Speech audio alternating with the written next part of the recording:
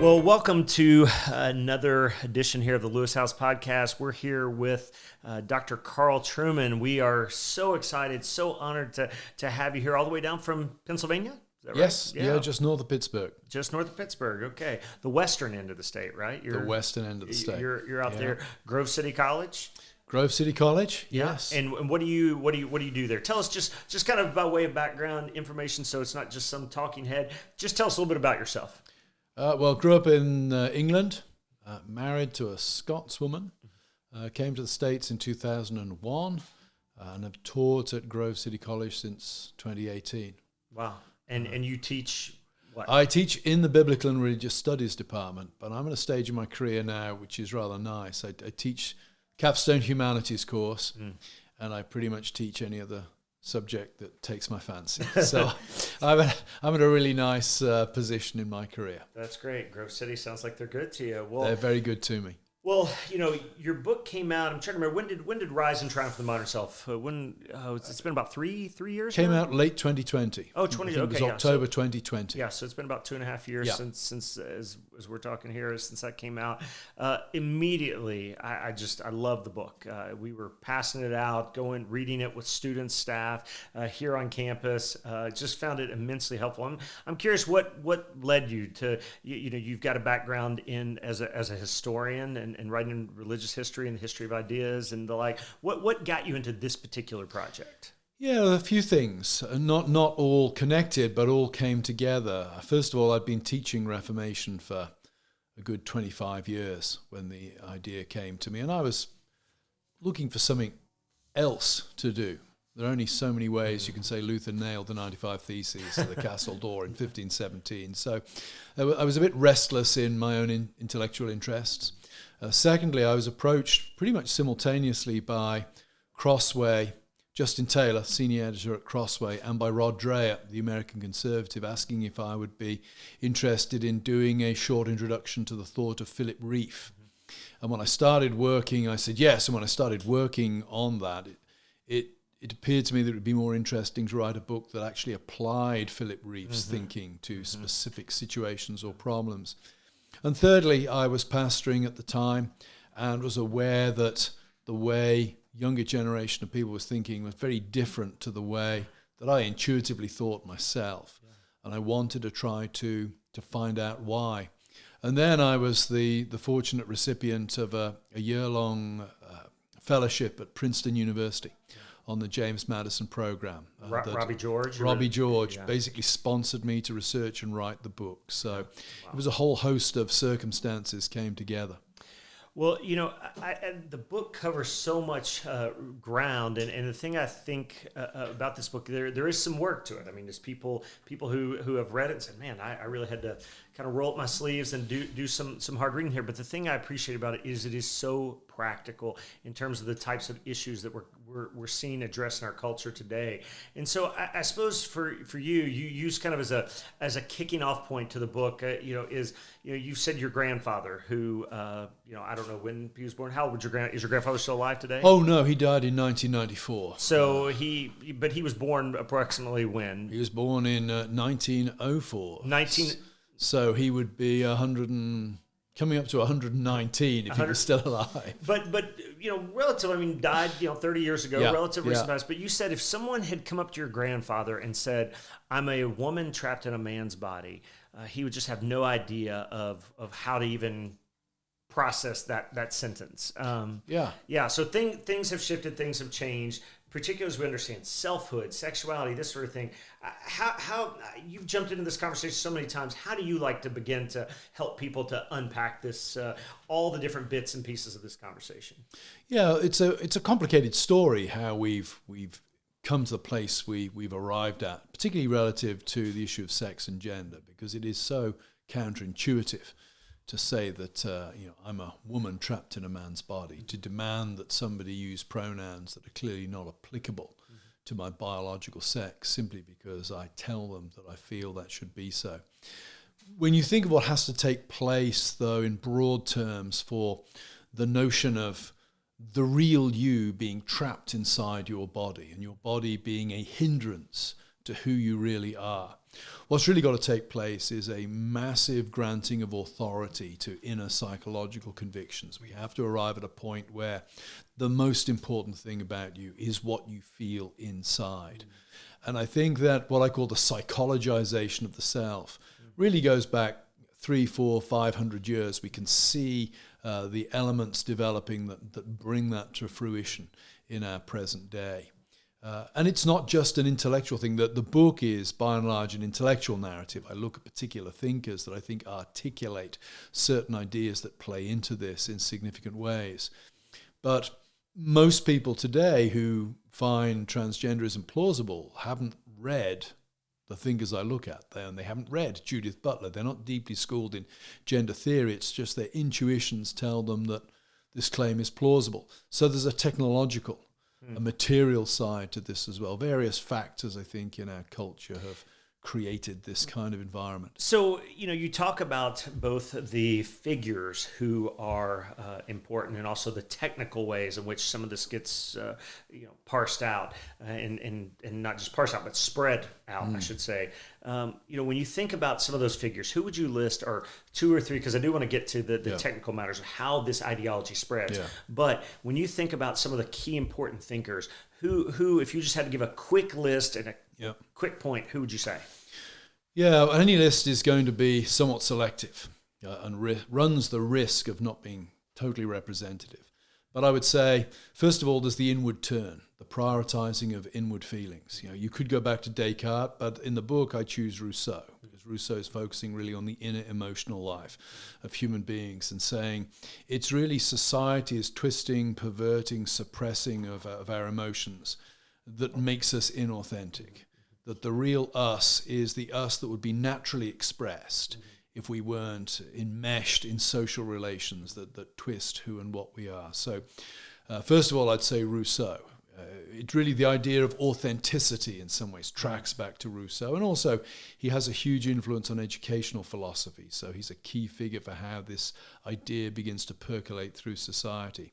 Second issue, I think, is the undermining of what I would call the moral authority of the given physical world, of which our bodies are a key part. And I think Nietzsche is key on that. Nietzsche, I think, correctly, in his work, The Gay Science, points to the fact that if you get rid of God, it isn't simply, if you kill God, it's not like killing the last unicorn. It's not that you have a world where there's one less creature. If you get rid of God, everything changes, because God is the foundation for all being and for all values. So you get rid of God and everything is thrown into flux. Think of Nietzsche's parable of the madman. Yeah, the parable of the madman is perhaps the most pungent and concise statement of that. So when you think about the modern world, where we tend not to think of the world as having a moral structure and authority to which we have to conform, Nietzsche, I think, is a key figure there. And then in terms of placing sex and sexual desire at the center of what it means to be a human being, Sigmund Freud.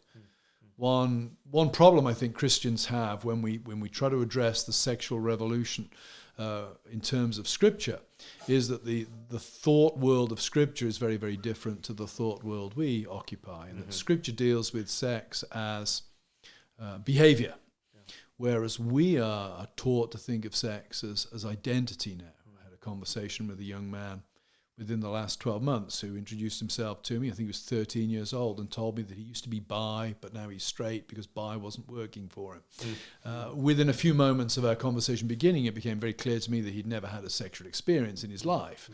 He was defining himself relative to feelings, internal feelings he had. Well, Freud is the man who really opens the way for us granting the authority of identity to our feelings. So those three figures, Rousseau epitomizes that inward turn. Nietzsche detaches the world from any kind of moral authority and structure. And Freud paves the way for understanding sex, sexual desire as identity. Yeah, it's interesting. You use the term talking about authenticity, that who we are is really bound up. And I think the way that term is used, that it's bound up in how we feel, and we've got to express how we feel and this sort of thing. But it's interesting. I think there's an irony that certain types of feelings in our culture, and I think it's a clue to let you know that something's going on here, that it's not quite that's not quite the case. Is in our culture we have certain types of feelings that we're told to suppress, and others that we're told to exhibit. And for instance, sexuality, we're told culturally is whatever you feel sexually, whatever those desires are, let them loose in whatever way that is appropriate without, quote unquote, hurting someone else. Though there's lots of problems with that phrase.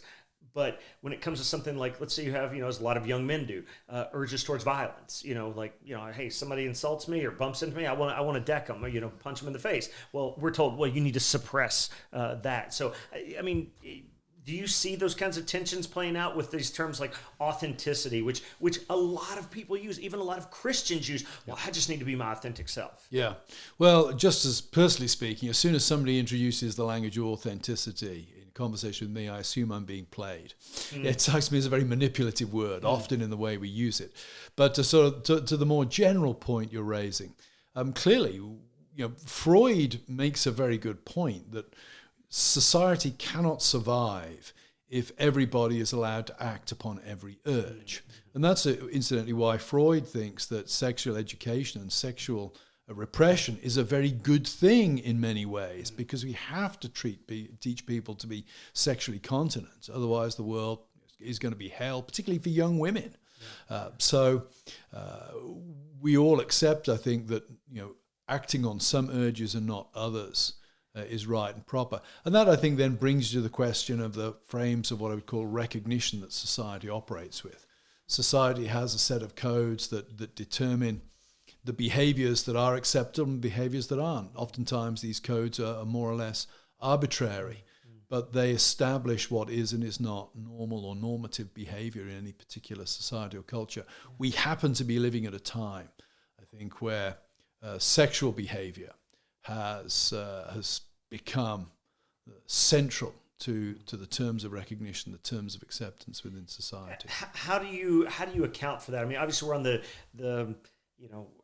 the backside of the quote unquote sexual revolution of the 60s, 70s, that sort of thing. How do you, if you had to, as someone who's a historian, where are those key historical markers where you think, okay, we made some transitions into this point to get to the day and age we are now, where, like your grandfather, who just passed away within the past 30 years, would go, wait, what world am I in right now? What are those key markers that you see? Yeah, it's an interesting question. I think there are a number of things. One, I would say that sexual desire has always been powerful. I get asked this occasionally by students, are racial questions the same as questions of sexual identity? And I think not, on the grounds that race emerges as a concept in the 19th century, really. And because race did not exist as a concept, I think that race can disappear as a concept. It's clearly not a perennial of human existence. Erotic desire, sexual desire, is a perennial of human existence. That's why we can read the Iliad today and still understand it. Without wanting to trivialize a great classic epic, the Iliad essentially runs along the same plot lines as most American soap operas do.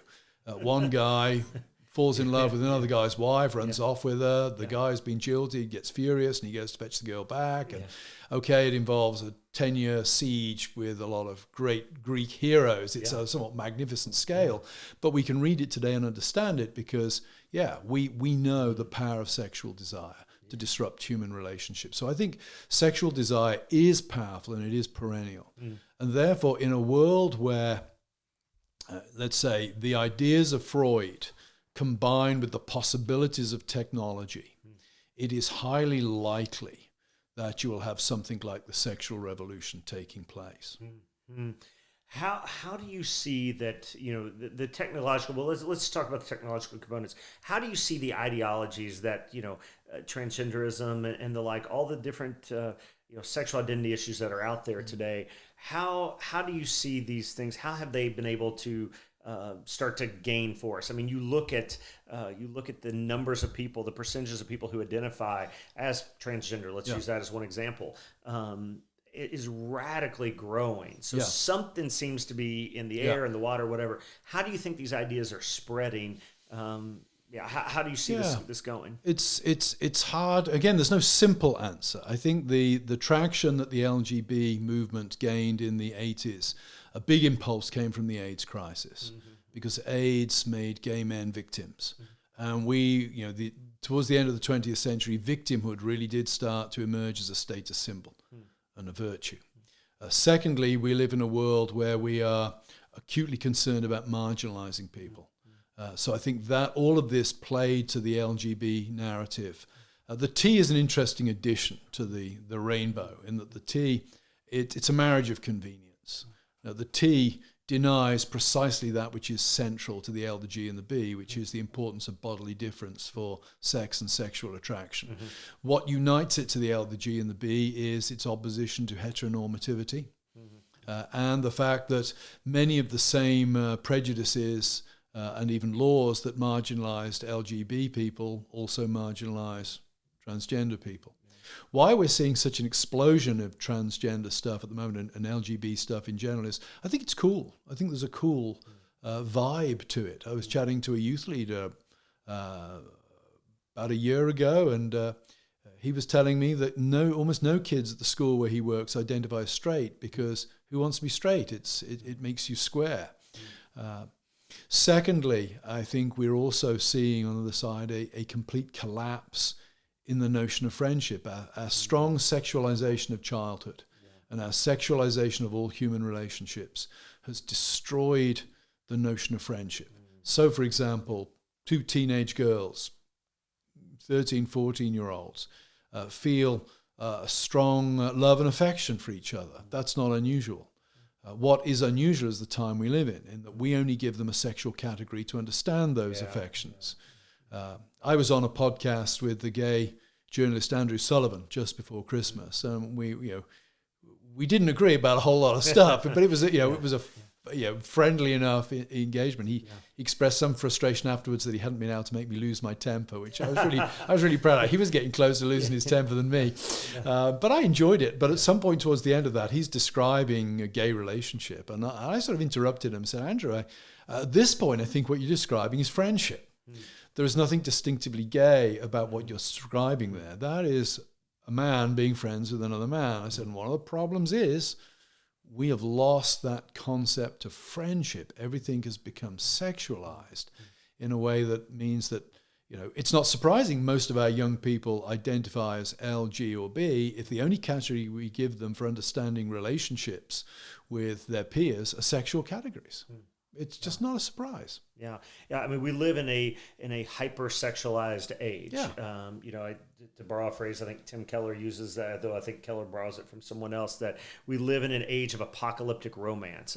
Just that the end all be all is some sort of romantic engagement to whatever that may look like. And so, we haven't given people the categories to think through their experiences in different ways. Yeah. I mean, you see that in approaches to the Bible where people actually say, oh, well, David and Jonathan must have been gay. Well, no, they were just very close male friends. If you read 19th century men's letters to other men are interesting to read, particularly actually the English, who are we are emotionally very reserved in public typically. But if you read some of the letters, say that John Henry Newman wrote to Father Ambrose St. John, his very close friend, they're very passionate letters. That have led some to try to appropriate Newman and St. John for the gay cause. Well, no, Newman and St. John were not gay. They were Victorian men who expressed their deep friendship in terms that now seem to us to be sexual and passionate, because that's how we're schooled to read these things, but would not have been seen that way at the time they were written. Well, think of another English example. I think of a British example, I should say, C.S. Lewis and his friendship with Arthur Greaves, a lifelong friendship. Arthur was a homosexual friend, and you read their letters, Lewis's published letters, just months, I think it was like about 3 months before Lewis passed away, he recognized the end is near, my health isn't good, he wasn't going to be able to travel back to, I think it was Ireland, where Arthur was living at the time, and that letter, I think if I can even quote it from memory, he says, "Oh, Arthur, to never see you again." Now, Lewis was very clear about what he thought the traditional Christian teaching was on sexuality, and was very strong on that. But he had this rich friendship with a man who happened to be gay. Does not make Lewis himself gay, but he had a rich friendship, and he enjoyed that friendship deeply. But we've lost those categories because now we would look and go, oh, well, Arthur Greaves was gay. Yeah. Lewis is talking about this deep friendship. Well, was C.S. Lewis gay?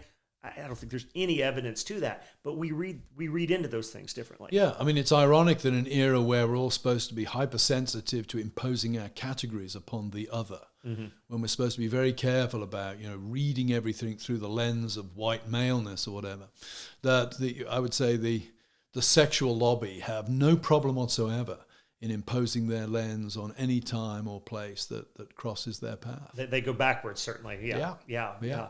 Well, thinking about Lewis, and one of the things I point out to students and the like is, though Lewis was very clear about the scriptural teaching on sexuality, but he had this rich friendship with Arthur Greaves, someone who believed very differently than Lewis. There was a very pastoral. Lewis wasn't a pastor, but there was a very pastoral dimension to his care and his true love in that friendship. How do you see the church? How has the church, Christians in general, where do you see problems in how we've responded to the LGBTQ plus movement? And maybe some ways that we could do this better, because we want to be the witness of Christ here. We want to love people well. Yeah. Well, first of all, I do get a little tired about the constant self-flagellation over the way the church has treated LGBTQ people. If you were around in the 1980s, you remember that churches were among some of the only groups that were caring for AIDS patients at that point, outside of the specific gay sphere. So I actually don't think the church's record is as bad as many in the church try to make it out to be. We've not been perfect by any stretch, but I don't think that every church has been inappropriately abusive of LGBT people over the decades. Having said that, I think one of the things that, growing up, and I can't comment on American culture so much because I didn't move here until 2001, but certainly when I was growing up, the default moral framework of the secular culture was very opposed to homosexuality. And so I think there was a whole generation of Christians that grew up and we got our moral teaching from the secular culture that just happened to coincide with biblical teaching. But we never really drilled down into why the Bible says what it does about homosexual behavior. We never really grounded our morals and our ethics in a properly holistic, biblical, theological framework. So having laid out those two things, what do we need to do better? Well, I think first of all, we need to refuse the world's gambit on this one. The problem is the world is teaching us that human beings are the sum total of their beliefs or their desires.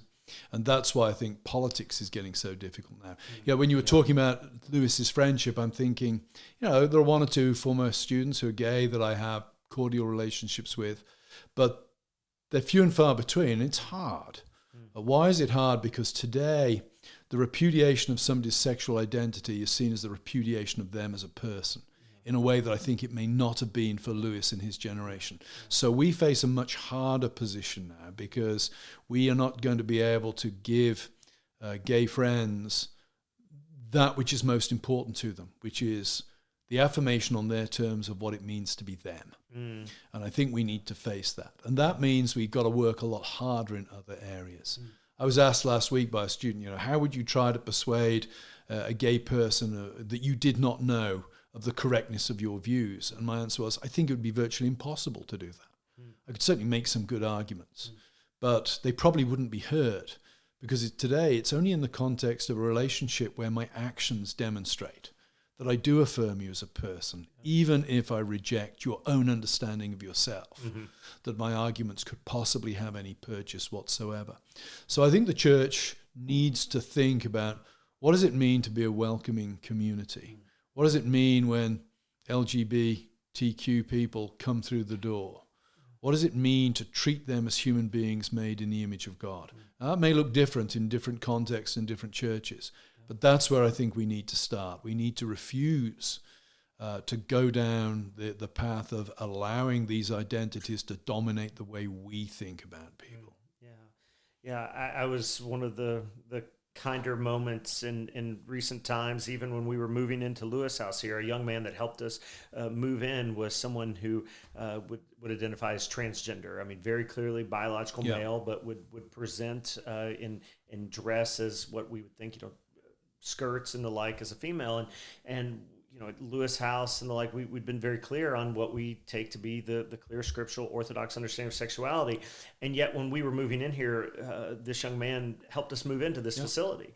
And he said, I just want to help because this is a place where people are kind to me. Yeah. Even though our teaching was clear and the like, but he just said, people ask me about myself. There's just a warmth here. And so it doesn't get us all the way there. There's still heavy issues to wrestle through and to think through, but to just try to be as kind as we can. Yeah, I think it's absolutely critical. And that's where it's important to make a distinction between what I would call the activist ideology and the individuals.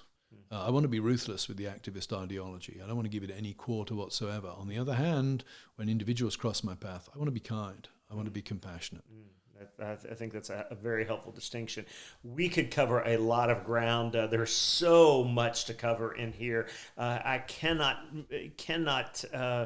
encourage you enough, just in terms of, even if you disagree, even if you are listening to this and you think, there is no way I agree with this, I think it is a fascinating way that you've put these thoughts together, you've put these issues together to give us some ways of thinking through this and to begin to approach it in ways that I don't think a lot of other people are doing. So I just want to commend you for the work. The longer work is The Rise and Triumph of the Modern Self. If you think, I'm not sure I'm ready to jump into all of that, Strange New World, both published by Crossway. Is that That's correct? Is yes. that correct? Both published by Crossway. You can pick them up Amazon, all those other places. If people want to check out your writings, listen, I suppose they can. You said I don't have a website, I don't do social media and the like, but you could go Google Carl Trueman, look up articles, YouTube. There's a lot of stuff. Spotify, other places you listen to podcasts. If you just type in Carl Trueman, so many interviews like this one. I would just encourage you, all of you out there, to check out Carl's work. It's fascinating. It's helpful, incredibly timely. And Dr. Trueman, thanks for being with us. Thanks for having me on.